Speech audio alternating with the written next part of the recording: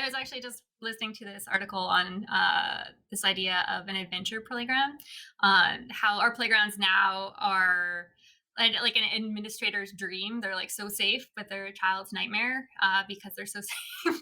So you have kids that are just trying to push themselves in these and make them as dangerous as possible when and there's this idea of the adventure playground, which is, I mean, it's a little extreme, but it's like giving kids two by fours and nails and hammers and like an empty site and being like, go for it, which I think is interesting as well. So I do think that yeah, I mean, I think playgrounds are a bit boring now. Often, I miss the merry-go-round.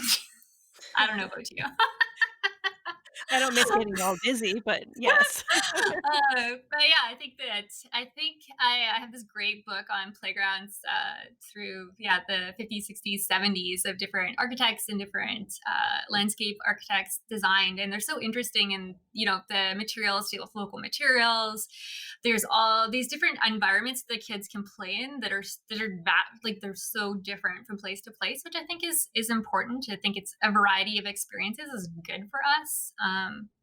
So yes, I do find it's sad that architects don't design playgrounds anymore, and Well, that all hopefully, I kids mean, think my art is playgrounds, pretty much. that's where the advantage comes in, right? I mean, there's a program in the UK called the Architects of Air, and what Mm, they do is they brought this to Ottawa, but essentially it's an artist who designed a gigantic inflatable building that has these kinds of windows that let light in, and they set it up for awesome. festivals and things like it's gigantic. But, that's one way of bringing play in an Mhm. installation, I suppose. So do you enjoy, designing kind of playful installations? Is that something that you really enjoy doing?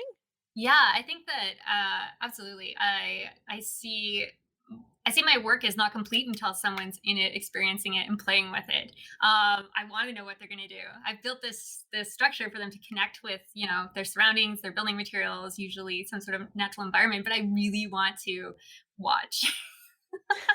I I don't want to see blame you. yeah, so it's always super fascinating. Definitely. I had a project. So when I did the Confederation Center in PEI, I was taking it down, and the mom was had come happened upon us taking it down, and she's like, "Oh no, like my kid plays here every day." I was like, "Oh my god, that's so flattering and amazing," but I'm really sad that we're taking this down. Yeah, I can only imagine because those, you're probably are you talking about the pods? Is that what you're No, it was the word Oh, of mouth. When they had the twisting, yes, yes. yes. Yeah. Yes. It Yeah.